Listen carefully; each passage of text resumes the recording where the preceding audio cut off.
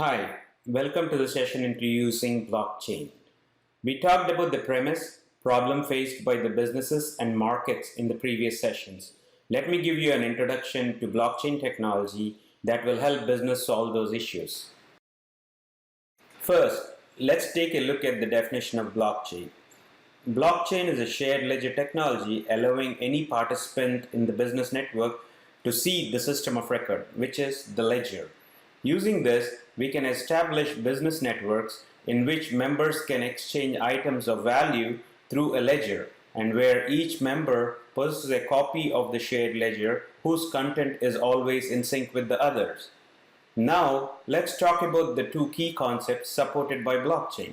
The first one is to support the business network. Blockchain does this by providing a decentralized peer-to-peer architecture with nodes consisting of market participants, for example, banks and security firms. Blockchain also uses a protocol that peers validate and commit transactions in order to reach consensus. The second one is how it supports shared ledger. Blockchain acts as a source of truth for businesses doing transactions. Here are a few actions performed by blockchain to support shared ledger. Blockchain records all transactions across the business network. Blockchain shares the ledger among the participants. Blockchain replicates the ledger so that each participant can have their own copy. Blockchain makes the shared ledger permission so all of the participants can only see their appropriate transactions. Often, these companies can use multiple ledgers for multiple business networks in which they participate. Blockchain can be used for recording and totaling financial transactions across these ledgers. Now let's talk about types of blockchain technologies available in the market. There are two types of blockchains, public blockchain and private blockchain. Public blockchain is also called permissionless ledger or unpermissioned ledger, and private blockchain is called permission ledger. A permissionless ledger or unpermissioned ledger allows anyone to contribute data to the ledger, with all participants possessing an identical copy of the ledger. Since there is no single owner of the ledger, this methodology is more suitable for censorship-resistant applications. For example, Bitcoin. Here are few additional items that need to be considered while using permissionless or public blockchain. In this type of blockchain, we cannot trust anyone, and we need anti-hacking mechanism, because if more than 51% of the network is controlled by one group, then it could be hacked. This also means that this type of blockchain can be slower, as there is a good need for waiting for consensus to validate a block and then get an agreement on the network. What is permissioned ledger? Permissioned ledger allow for distributed identical copies of ledger, but only to a limited number of participants. As the network may have an owner, this methodology is better suited for applications requiring simplicity, speed, and greater transparency of participants in the network. Here are a few additional items that need to be considered while using permissioned blockchains. In this blockchain, we trust everyone, as there is a central administrator to control the entry to the network. This also means that it is faster, as the type of blockchain needs validators on the network for an agreement. Also, we have better irreversibility and control. Permissioned blockchains available in the market are Hyperledger Project, Eris, and Ripple. What are the key attributes needed in business networks that blockchain technology can provide? Blockchain technology can provide these four capabilities that can lead to increased efficiencies and cost reduction across the business network. Look at the first block highlighted in red, the shared ledger. What are the benefits of shared ledger that helps the business? Shared ledger acts as a source of truth for business doing transactions. Shared ledger records all the transactions across the business network. Shared ledger allows transactions to be shared between the participants. In shared ledger, participants have their own copy through replication.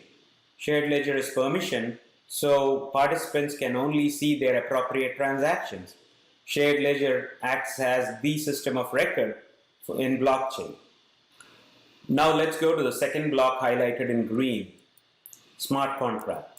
A smart contract enables the business rules implied by the contract to be embedded in the blockchain and executed with the transaction. A smart contract can include a digital asset, which is anything that has an owner and can be converted into a value. Digital assets can be tangible or intangible. Here are a few advantages of smart contract. A smart contract can include a digital representation of a set of business rules. With smart contract, we can add business rules that form the transaction. A smart contract can be encoded in any programming language. A smart contract can be verifiable, signed, and encrypted. A smart contract guarantees future execution. For example, define a contractual condition under which a corporate bond transfer occurs. Now let's look at the third block highlighted in orange, privacy. Let's talk about how blockchain provides privacy. Blockchain provides the ability to protect records with a personal digital signature. Blockchain generates a public and private key to seal that record. In blockchain, records are encrypted, hashed, and sent to the network of validating nodes. Unique IDs are generated for each customer. Unique IDs, for example, can be invoices and reference numbers. Although the ledger is shared, sometimes participants require few additional capabilities. These additional capabilities can include private transactions and identities that cannot be linked to the specific transactions. So these transactions need to be authenticated, and cryptography is the key to these processes. This implies user registration to build trust network and access permission via certification management, and that is provided by this new technology. Now let's look at the fourth block that is highlighted in blue, which is consensus. Entries in the ledger are synchronized to all the ledgers in the network. Consensus ensures that these shared ledgers are exact copies and lowers the risk of fraudulent transactions, since tampering would have to occur across many places at the exact same time. To provide consensus, here are a few capabilities that are provided by blockchain. First one is the agreement to the transaction and validation via the peer network. Second one is the rules to validate these transactions. And the third is the trusted and trustless participation commitment at the low cost. IBM blockchain uses a pluggable consensus system to meet the needs of different industry segments. And now let's take a look at other benefits provided by blockchain. First one, the time. How does it save time? When everyone on an exchange can view the same ledger, it's very important to broadcast an intention by appending to it.